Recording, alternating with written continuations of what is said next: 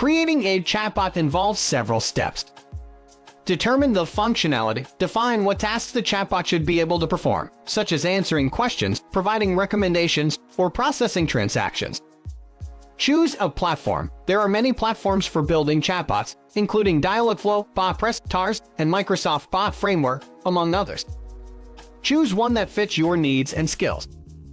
Design the conversational flow. Plan out the different paths a user can take during a conversation with the chatbot, including what questions it will ask and what information it will provide. Implement the chatbot logic. Use the platform you have chosen to write the code that implements the chatbot's conversational logic and integrates with any necessary APIs or databases. Test the chatbot to ensure it is functioning correctly and that the conversational flow is smooth.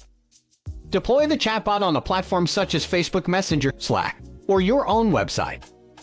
Monitor and maintain the chatbot. Continuously monitor the chatbot's performance and make updates as needed to improve its functionality and address any issues that arise. Note, the specific steps and tools required to create a chatbot will vary depending on the platform you choose and the functionality you want to provide.